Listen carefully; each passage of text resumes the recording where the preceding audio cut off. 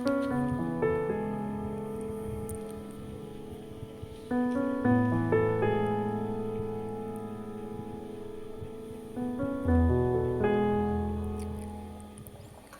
Friends, welcome to my channel. তো মামনি চ্যানেলে সকল বন্ধুদেরকে স্বাগত জানাই। থাম্বনেল আর ভিডিওটা দেখে কি কিছু বুঝতে পারলেন? আইসক্রিমের মতো দেখতে কালারফুল একদম পিঠা রেসিপি নিয়ে চলে এলাম আপনাদের জন্য শেয়ার করবো বলে। কোনো ফুড কালার আমি ব্যবহার করিনি, ন্যাচারাল কালার দিয়ে এটা বানিয়েছি। তো প্রথমেই দেখতেই পেলেন গাজর আর বিটরুটকে ভালো মতো সিদ্ধ করে নিলাম। সেই গরম জলের মধ্যে পালং শাক আর ধনেপাতা দিয়ে একটু সিদ্ধ করে নিলাম। এরপর এগুলো ঠান্ডা হয়ে গেলে একে একে দেখুন পেস্ট করে নিলাম আলাদা আলাদাভাবে। এরপর এখানে হাফ কাপ সুজি নিলাম। এরপর গাজর দিয়ে যেটা পেস্ট করেছিলাম সেটা দিয়ে মাখিয়ে নিলাম।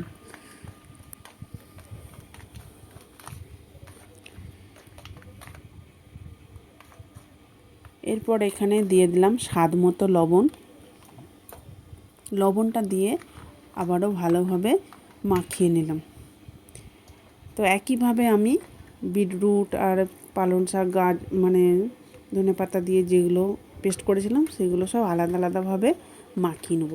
তো যে যেখান থেকে বসে আমার ভিডিওটা দেখছেন, দেশ ও দেশের বাইরে থেকে, একটা লাইক দিয়ে প্রথম থেকে শেষ পর্যন্ত দেখার অনুরোধ রইল। তা না হলে বুঝতেই পারবেন না যে আমি পিঠাটা কিভাবে বানালাম, এত সুন্দর কালারফুল পিঠা। এরপর দেখুন বিটরুট দিয়ে যেটা পেস্ট করেছিলাম সেটা মাখিয়ে নিলাম। তো আমার 3 ধরনের বা 3 রকম কালারের মাখানো হয়ে গেছে। এরপর হাফ কাপ সুজি নিলাম, সামান্য লবণ দিয়ে মিশিয়ে নিলাম। এরপর এটাকে নর্মাল জল দিয়ে আমি মাখিয়ে নেব। তো আমার 4 ধরনের বা 4 রকমের মাখানো হয়েছে। এরপর এটাকে আমি পিঠা বানাবো।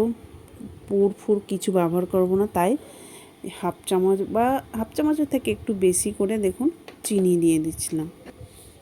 এরপর দিয়ে দিলাম ইনো। একটা প্যাকেট ইনো নিয়েছিলাম, সেটাকে আমি এই 4টে জায়গার মধ্যে দিয়ে দিলাম। এটা দেওয়ার পরে চামচের সাহায্যে বেশ ভালো মতো মিশিয়ে নেব। তাহলে পিঠাটা খুব নরম ও স্পঞ্জের মতো হবে। তো দেখুন আমার 4 ধরনেরই মাখানো হয়ে গেছে। এরপর থালা নিয়েছি একটা, দেখুন থালার মধ্যে তেল দিয়ে ব্রাশ করে দিলাম। এরপর একে একে এক একটা কালার এইভাবে দিয়ে দেব। তো যারা আমার ইউটিউব চ্যানেল থেকে দেখছেন, একটা সাবস্ক্রাইব করে পাশে থাকবেন, পাশে থাকা বেল বাটনটি অল করে রাখবেন। তাহলে আমার নতুন নতুন রেসিপি ছাড়ার সাথে সাথে সবার আগে আপনার কাছে পৌঁছে যাবে। আর যারা পুরনো বন্ধু আছেন তারা তো সাবস্ক্রাইব করেইছেন, তাদের জন্য অসংখ্য অসংখ্য ধন্যবাদ। তো দেখতেই পাচ্ছেন কিভাবে চামচের সাহায্যে থালার মধ্যে দিয়ে দিচ্ছি। প্রথমে বিটরুটের মিশ্রণটা দিলাম, এরপর দিয়ে দিলাম পালং শাক ও ধনেপাতা মিশ্রণটা, এরপর গাজর দিয়ে যেটা মাখিয়েছিলাম সেটা দিয়ে দিলাম।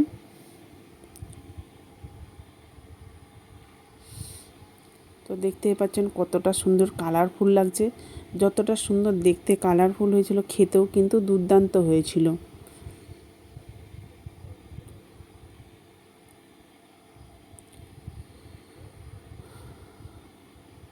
তো বাড়িতে আপনারা অবশ্যই বানিয়ে দেখুন, কেমন হলো কমেন্ট করে জানাবেন। আর ভালো যদি লেগে থাকে লাইক কমেন্ট শেয়ার করে দেবেন। এরপর দেখুন সিদ্ধ করার জন্য জল গরম হয়ে যেতে একটা ছিদ্রযুক্ত থালার উপরে ঢাকা দিয়ে 10 মিনিট রেখে দিলেই হবে। তো 10 মিনিট পরেই দেখতে পাচ্ছেন সিদ্ধ হয়ে কালারটা আরও কত সুন্দর দেখাচ্ছে। এরপর নামিয়ে ঠান্ডা হয়ে গেলে একটা ছুরির সাহায্যে দেখুন কেটে নিচ্ছি।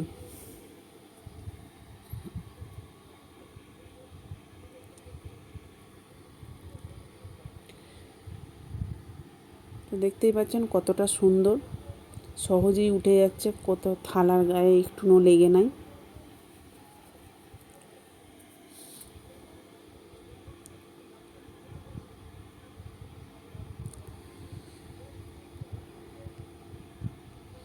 এরপর দেখুন আমি আমার মতো বা আপনারা চাইলে আপনাদের মতো পিস করে কেটে নেবেন। এরপর দেখুন আইসক্রিমে স্টিক দিয়ে এইভাবে গেঁথে নিলাম যাতে দেখতে আইসক্রিমের মতো লাগে।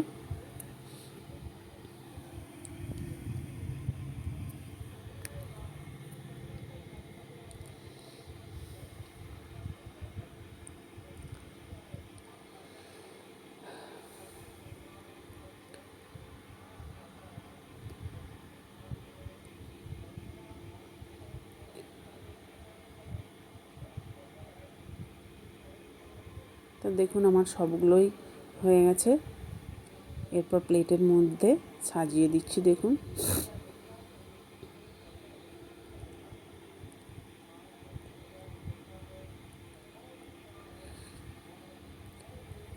ভিডিওটা শেষ পর্যন্ত দেখার জন্য অসংখ্য ধন্যবাদ রইল।